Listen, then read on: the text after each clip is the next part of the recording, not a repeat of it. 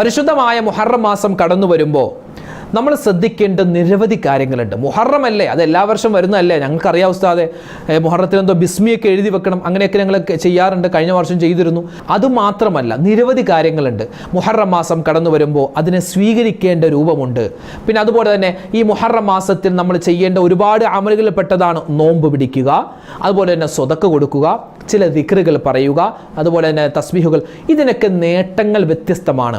അപ്പോൾ ഏതൊക്കെ കാര്യങ്ങളാണ് ചെയ്യേണ്ടത്, എങ്ങനെയൊക്കെയാണ് ചെയ്യേണ്ടത്, വിശദമായിട്ടുള്ള കാര്യം ചുരുക്കി നമ്മൾ ഇന്നത്തെ ക്ലാസ്സിൽ പഠിക്കുന്നു. ഇൻഷാ അല്ലാഹ് ഈ പറയുന്ന കാര്യങ്ങൾ നിങ്ങൾ കേൾക്കണം, മറ്റുള്ളവർക്ക് എത്തിച്ചു കൊടുക്കാൻ മറക്കണ്ട. അസ്സലാമു അലൈക്കും വറഹ്മത്തുള്ളാഹി തആല വബറകാതുഹു. പുതിയ ഒരു വർഷം, പുതിയ ഒരു മാസം നമ്മളിലേക്ക് ഇതാ കടന്നു വരുന്നു. അതായത് പരിശുദ്ധമായ മുഹറം, പുണ്യമാക്കപ്പെട്ട മുഹറം മാസം നമ്മളിലേക്ക് വരികയാണ്. പരിപാവനമായ ദുൽഹിജ്ജ മാസം വിട പറയുന്നു. അതായത് ഒരു വർഷം നമ്മളിൽ നിന്നും, ഇസ്ലാമിക കലണ്ടർ പ്രകാരം ഒരു വർഷം നമ്മളിൽ നിന്നും വിട പറഞ്ഞ് പുതിയൊരു വർഷം വരികയാണ്. മുഹറം മാസവുമായി ബന്ധപ്പെട്ട് നിരവധി കാര്യങ്ങൾ നമുക്ക് പഠിക്കാനുണ്ട്, നമുക്ക് മനസ്സിലാക്കാനുണ്ട്. ഇൻഷാ അല്ലാഹ് വരുന്ന ദിവസങ്ങളിൽ അത് ഓരോ ദിവസവും നമ്മൾ എന്തൊക്കെയാണ് കാര്യങ്ങൾ ചെയ്യേണ്ടത്, പറയേണ്ടത്, മനസ്സിലാക്കേണ്ടത്, അത് വിശദമായി നമുക്ക് ഓരോ ദിവസവും ക്ലാസ്സുകളിൽ പറയാം. ഇന്ന് മൊത്തത്തിൽ മുഹറം മാസം നമ്മളിലേക്ക് വരാനിരിക്കുന്നു. ആ സമയത്ത് നമ്മൾ ശ്രദ്ധിക്കേണ്ട ചില കാര്യങ്ങൾ മൊത്തത്തിലൊന്ന് പറയുകയാണ്. ആദ്യം തന്നെ പറയട്ടെ, വരുന്ന മുഹറം മാസം അത് ദുശകുനത്തിൻ്റെ മാസമാണ്. മുഹറം മാസം ഒന്നിനും കൊള്ളാത്ത മാസമാണ്. കല്യാണം വെക്കാൻ പാടില്ല, അല്ലെങ്കിൽ ഒരു പെരതാമസം വെക്കാൻ പാടില്ല, വിവാഹ നിശ്ചയം പാടില്ല, പുതിയൊരു വാഹനം എടുക്കാൻ പാടില്ല, മുഹറം 1 മുതൽ 10 വരെ ഒരു നല്ല കാര്യവും ചെയ്യല്ലേ, അതൊക്കെ വലിയ പ്രശ്നമാകും എന്നൊക്കെ പഴമക്കാർ പറയുന്നത് കേട്ടിട്ടുണ്ട്. എന്തെങ്കിലും സത്യം അതിലുണ്ടോ ഉസ്താദെ എന്ന് ചോദിക്കുന്നവരുണ്ട്. ഞാനൊന്ന് പറയട്ടെ, ഈ മുഹറം മാസം 1 മുതൽ 10 വരെ, അതല്ലാത്ത മുഹറം മുഴുവനായും നോമ്പ് പിടിക്കൽ പ്രത്യേകം സുന്നത്താണ്. ഇമാം മുസ്ലിം തങ്ങൾ റിപ്പോർട്ട് ചെയ്യുന്ന ഒരു ഹദീസിൽ നബി സല്ലല്ലാഹു അലൈഹി വസല്ലമ തങ്ങൾ പറയുന്നു, അബൂ ഹുറൈറ റളിയല്ലാഹു അൻഹുവിനെ തൊട്ട് റിവായത്ത് ചെയ്യുന്ന ഹദീസ്, അഫ്ളലു സിയാമി ബഅദ റമളാൻ ഷഹ്റുല്ലാഹിൽ മുഹറം വഅഫ്ളലു സ്വലാത്തി ബഅദൽ ഫരീളത്ത് സ്വലാത്തുൽ ലൈൽ. അതായത് നോമ്പുകളിൽ റമളാനിൻ്റെ നോമ്പിന് ശേഷം ഏറ്റവും ശ്രേഷ്ഠതയുള്ള നോമ്പ് അത് പരിശുദ്ധമായ അള്ളാഹുവിൻ്റെ മാസമാകുന്ന മുഹറം മാസത്തിലെ നോമ്പാണ്.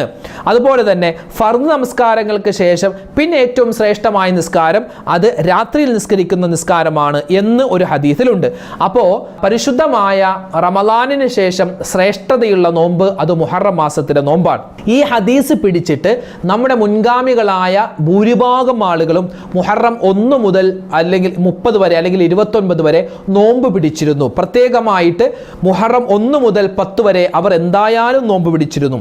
അപ്പോൾ നോമ്പുകാരായ അവർ കല്യാണം വെച്ചാൽ, അല്ലെങ്കിൽ പെരതാമസം വെച്ചാൽ, അല്ലെങ്കിൽ അതുപോലെ എന്തെങ്കിലുമൊക്കെ ഒരു നല്ല കാര്യം വെച്ചാൽ അവർക്ക് വന്നു കൂടാനോ, അല്ലെങ്കിൽ അതിൽ ഭക്ഷണം കഴിക്കാനോ, അതിൽ ഓടിച്ചാടി നടന്ന് കാര്യങ്ങളൊന്ന് എല്ലാം ഒന്ന് നടത്താനോ അവർക്ക് ഒരു പക്ഷേ നോമ്പായതുകൊണ്ട് സാധിച്ചോളണമെന്നില്ല. അപ്പം അതുകൊണ്ടായിരിക്കാം അവരങ്ങനെ പറഞ്ഞത്. അല്ലാതെ ഈ മാസം ദുശകുനമായ മാസം കൊണ്ടല്ല, ദുശകുനത്തിൻ്റെ മാസമല്ല.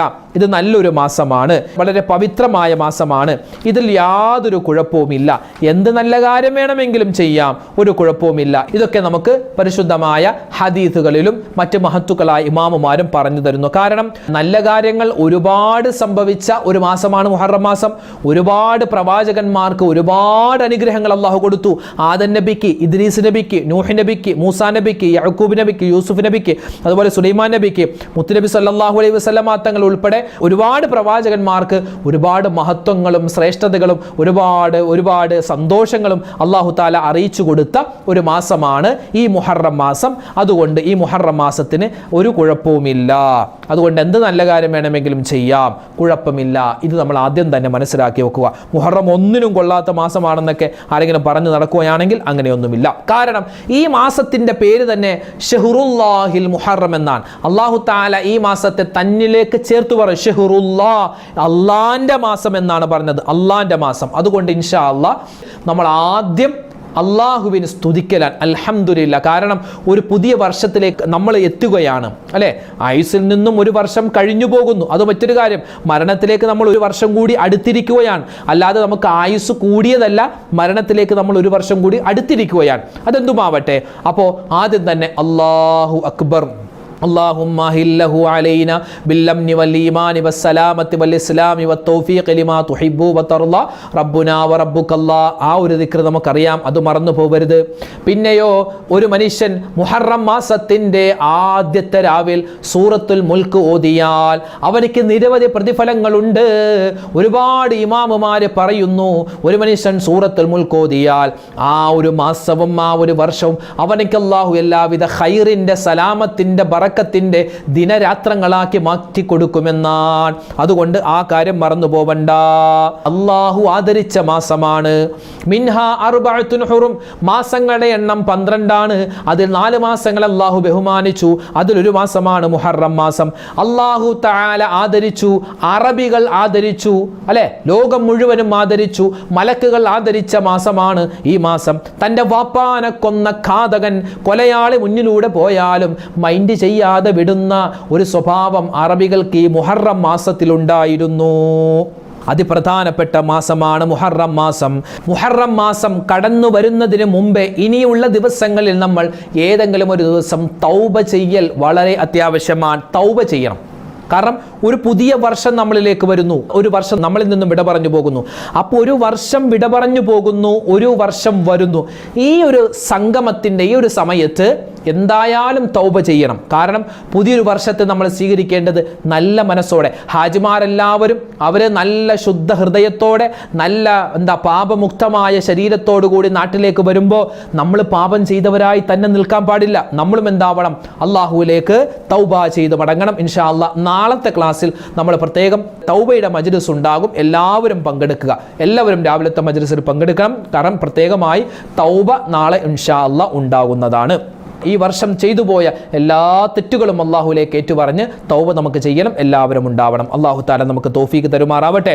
അതുപോലെ തന്നെ ഈ മുഹറം മാസത്തിൽ നമ്മൾ ഒരുപാട് നന്മകൾ ചെയ്യാനുണ്ട്. നോമ്പ് പിടിക്കൽ നമ്മൾ പറഞ്ഞു, നോമ്പ് പിടിക്കൽ പ്രത്യേകം ശ്രേഷ്ഠതയുള്ളതാണ്. പ്രത്യേകിച്ച് മുഹറം 9-നും 10-നും ഒക്കെ നോമ്പ് പിടിക്കൽ വളരെ പുണ്യമുള്ളതാണ്. പിന്നെ മുഹറം മാസത്തിൽ നമ്മൾ ഏറ്റവും കൂടുതലായി അധികരിപ്പിക്കേണ്ട ഒരുപാട് ദിക്റുകളുണ്ട്, തസ്ബീഹുകളുണ്ട്. അതിൽപ്പെട്ട ഒരു കാര്യമാണ് ആയത്തുൽ കുർസി ഓതുക. 360 പ്രാവശ്യം ആയത്തുൽ കുർസി ഒരു മനുഷ്യൻ ഓതിയാൽ അവനിക്ക് വലിയ പ്രതിഫലമുണ്ട് എന്ന് നമുക്ക് കിതാബുകളിൽ കാണാം. അതൊക്കെ നമുക്ക് വിശദമായി ഇൻഷാ അല്ലാഹ് ആ ഒരു സമയത്ത് പറയാം. പിന്നെ ഇസ്തിഗ്ഫാർ അധികരിപ്പിക്കണം. സൂറത്തുൽ ഇഖ്ലാസ് ഓതൽ പ്രത്യേകം നല്ലതാണ്. പിന്നെയോ ലാ ഇലാഹ ഇല്ലാ അന്ത സുബ്ഹാനക ഇന്നി കുന്തു മിനൽ ളാലിമീൻ എന്ന ദിക്ർ പറയൽ നമുക്ക് പ്രത്യേകം നല്ലതാണ്. മാത്രമല്ല പുതിയൊരു വർഷം നമ്മളിലേക്ക് വരുമ്പോൾ പരമാവധി കഴിയുന്നത് പോലെ സ്വതക്ക കൊടുക്കൽ നല്ലതാണ്. അതുപോലെ സൂറത്തുൽ മുൽക്കിന്റെ കാര്യം പറഞ്ഞു. അതുപോലെ തന്നെ ശ്രദ്ധിക്കേണ്ട മറ്റൊരു കാര്യമാണ് ഇസ്തിഗ്ഫാർ. അസ്തഗ്ഫിറുല്ലാഹ് അസ്തഗ്ഫിറുല്ലാഹ്. നല്ല കാര്യങ്ങൾ പറയുക, അല്ലെങ്കിൽ മിണ്ടാതിരിക്കുക, സൽക്കർമ്മങ്ങൾ അധികരിപ്പിക്കുക, സുന്നത്തായ കാര്യങ്ങൾ ഒരുപാട് കണ്ട് ചെയ്യുക. ഇതൊക്കെ മുഹറം മാസത്തിൽ നമുക്ക് ചെയ്യാൻ പറ്റിയ അമലുകളാണ്. ഈ മുഹറം മാസം നമ്മളിലേക്ക് കടന്നു വരുമ്പോൾ പ്രധാനമായും 3 ചിന്തകളാണ്. ഒന്നാമത്തെ ചിന്ത, നമ്മുടെ ആയുസ് കുറയുന്നു എന്നാണ്. അല്ലാതെ ആയുസ് കൂട്ടിക്കിട്ടിയെന്നല്ല. മരണത്തിലേക്ക് നമ്മൾ ഒരു വർഷം കൂടി അടുക്കുന്നു, മരണത്തിലേക്ക് ഞാൻ അടുത്തു എന്ന ചിന്ത, മരണചിന്ത നമ്മളിൽ ഉണ്ടാവണം. അല്ലെ, മരണസ്മരണ ഉണ്ടാവണം. എന്നായാലും ഞാൻ മരിക്കും, അല്ലെ, അല്ലാഹുവേ എൻ്റെ മരണം നീ നന്നാക്കി തരണേ അല്ലാ. മാത്രമല്ല ഹിജ്റയുടെ പാഠങ്ങൾ നമ്മൾ പഠിക്കേണ്ടതുണ്ട്. നബി സല്ലല്ലാഹു അലൈഹി വസല്ലം തങ്ങൾ മക്കയിൽ നിന്നും മദീനയിലേക്ക് ഹിജ്റ വന്നു. ആ ഹിജ്റയെ അടിസ്ഥാനമാക്കിയാണ് ഒരു ഇസ്ലാമിക കലണ്ടർ പ്രകാരം ഏത് മാസമായിരിക്കണം ആദ്യം വരേണ്ടത്. മഹാനായ ഉമർ ഇബ്നുൽ ഖത്താബ് തങ്ങളുടെ കാലത്ത് വലിയ ചർച്ചയുണ്ടായി, വലിയ യോഗം കൂടി. പല സ്വഹാബിമാരും പല മാസം പറഞ്ഞു. നമുക്ക് റമദാൻ മാസം വർഷത്തിന്റെ തുടക്കമാക്കാം, അല്ലെങ്കിൽ നമുക്ക് ദുൽഹിജ്ജ മാസമാക്കാം, അല്ലെങ്കിൽ നമുക്ക് ശഅബാൻ മാസമാക്കാം എന്നൊക്കെ പല സ്വഹാബിമാരും പറഞ്ഞു. അവസാനം മഹാനായ ഉമർ ഇബ്നുൽ ഖത്താബ് തങ്ങൾ, മുത്തനബി സല്ലല്ലാഹു അലൈഹി വസല്ലം തങ്ങൾ ഹിജ്റ വന്നു. അല്ലെ, ഹിജ്റ പുറപ്പെട്ടത് ഒരു മുഹറം മാസത്തിലാണെന്ന് നമുക്ക് ചരിത്രത്തിലൊക്കെ അങ്ങനെ കാണാം. അതുപോലെ തന്നെ മുഹറം മാസം, ആ മുഹറം മാസം നമുക്ക് ഒരുപാട് ഓർമ്മകൾ. ഹിജ്റ എന്ന് പറഞ്ഞാൽ മക്കയിൽ നിന്നും മദീനയിലേക്ക് നബിതങ്ങൾ പാലായനം ചെയ്തു വന്നു. ആ പാലായനത്തെ അനുസ്മരിച്ചുകൊണ്ട് മുഹറം മാസം ആദ്യം തന്നെ വരട്ടെ എന്ന് മഹാനവകൾ തീരുമാനിക്കുന്നു. മുഹറം, സഫർ, റബിയുൽ അവ്വൽ, റബിയുൽ ആഖിർ, ജമാദുൽ ഊല, ജമാദുൽ ഉഖ്റ, റജബ്, ശഅബാൻ, റമളാൻ, ശവ്വാൽ, ദുൽഖഅദ, ദുൽഹിജ്ജ 12 മാസം. ഈ 12 മാസങ്ങളിൽ ആദ്യത്തെ മാസം മുഹറം മാസമാണ്. അപ്പോൾ ഹിജ്റയെ നമ്മൾ ഓർക്കണം. ഇൻഷാ അല്ലാഹ് അതൊക്കെ നമുക്ക് പറയാം. അതുപോലെ തന്നെ ഹിജ്റ കലണ്ടർ ഇന്ന് എല്ലാവരും മറന്നു പോകുന്നു. അറബി മാസം മറന്നു പോകുന്നു അല്ലേ? ഇപ്പൊ നമ്മുടെ മകന്റെ കല്യാണം എപ്പോഴാണ്, അല്ലെങ്കിൽ എപ്പോഴായിരുന്നു, നമ്മുടെ കല്യാണം എപ്പോഴായിരുന്നു, അത് പറയും ജൂലൈ 7 അല്ലെങ്കിൽ ആഗസ്റ്റ് 27 അല്ലെങ്കിൽ ഒക്ടോബർ 3 എന്നൊക്കെ നമ്മൾ പറയും. പക്ഷെ അറബി ചോദിച്ചാൽ നമുക്കറിയോ, ഹിജ്റ വർഷം ചോദിച്ചാൽ നമുക്കറിയില്ല. കാരണം നമുക്ക് അത്രേ പ്രാധാന്യമുള്ളൂ. ഹിജ്റ കലണ്ടർ ക്രൈസ്തവരാരും അത് നോക്കാറില്ല, ഹൈന്ദവർ നോക്കാറില്ല, അതുപോലെ ജൂതന്മാർ നോക്കാറില്ല. ആകെ നോക്കാനുള്ളത് മുസ്ലിമീങ്ങളാണ്. പക്ഷെ മുസ്ലിമീങ്ങൾ നമ്മളിൽ പല ആളുകളും അത് മൈൻഡ് പോലും ചെയ്യാറില്ല. അങ്ങനെയല്ല, ഹിജ്റ വർഷം നമ്മൾ അത് പ്രത്യേകം മനസ്സിലാക്കി വെക്കണം. മാത്രമല്ല മൂന്നാമത്തെ ഒരുപാട് മുഹറം മാസത്തിലെ അനുഷ്ഠാനങ്ങളാണ് നോമ്പ് പിടിക്കുക, അതുപോലെ തന്നെ ഖുർആൻ ഓതുക, സ്വതക്ക കൊടുക്കുക, ഇസ്തിഗ്ഫാർ പറയുക, അതുപോലെ തന്നെ ഒരുപാട് സൽക്കർമ്മങ്ങൾ ചെയ്യുക. പിന്നെ ഷിയാക്കളും അതുപോലെ തന്നെ മറ്റുള്ള ചില ആളുകളൊക്കെ മുഹറം മാസത്തിൽ ഒരുപാട് കാട്ടിക്കൂട്ടലുകൾ നടത്തുന്ന, ശരീരത്തിൽ മുറിവേൽപ്പിക്കുക, അതൊന്നും ഇസ്ലാമികപരമല്ല. അതല്ലാത്ത ഒരുപാട് കാര്യങ്ങൾ, ബിസ്മില്ലാഹിർ റഹ്മാനിർ റഹീം എന്ന് പ്രഥമ രാത്രിയിൽ നമ്മൾ എഴുതിവെക്കൽ, അത് നല്ലതാണ്. അത് ഒരുപാട് നമുക്ക് കിതാബുകളിൽ കാണാം. ഇൻഷാ അല്ലാഹ് അതൊക്കെ വിശദമായിട്ട് നമുക്ക് പറയാം. അപ്പോൾ നിരവധി കാര്യങ്ങൾ മുഹറം മാസവുമായി ബന്ധപ്പെട്ട് നമുക്ക് ചെയ്യാനുണ്ട്, നമുക്ക് പറയാനുണ്ട്. അപ്പോൾ മുഹറം മാസം കടന്നു വരുന്നു.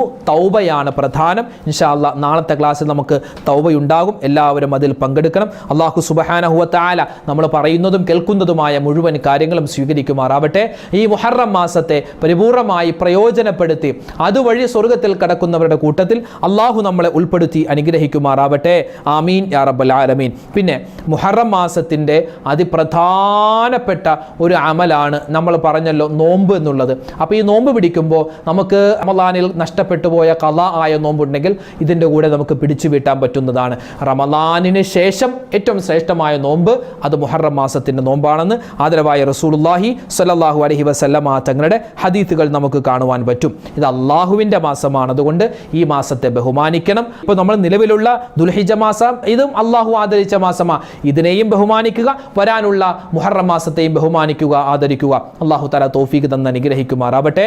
ഈ മുഹറം മാസത്തിൻ്റെ എല്ലാ അമലുകളും നമ്മളിപ്പോൾ വളരെ ചുരുക്കിയാണ് പറഞ്ഞത്. ഇൻഷാ അല്ലാഹ് വിശദമായി ഓരോ അമലുകളും എപ്രകാരമാണ്, എന്തൊക്കെയാണ് ചെയ്യേണ്ടതെന്ന് വരുന്ന ദിവസങ്ങളിൽ നമുക്ക് പറയാം. അള്ളാഹു തആല ഈ പരിശുദ്ധമായ ദുൽഹിജ്ജ മാസത്തിൽ നമ്മൾ ചെയ്ത എല്ലാ അമലുകളും സ്വീകരിക്കട്ടെ. ചെയ്തുപോയ തെറ്റുകൾ അള്ളാഹു നമുക്ക് മാപ്പ് തരുമാറാവട്ടെ. വരുന്ന മുഹറം പുതിയൊരു വർഷം, ആ വർഷത്തെ നല്ല രൂപത്തിൽ സ്വീകരിക്കുവാനും ഒരുപാട് നന്മകൾ ചെയ്യാനും ഒരുപാട് ഖൈറാത്തുകൾ നമ്മുടെ ജീവിതത്തിൽ ഉണ്ടാവാനും അള്ളാഹു തൗഫീഖ് തന്ന് അനുഗ്രഹിക്കുമാറാവട്ടെ.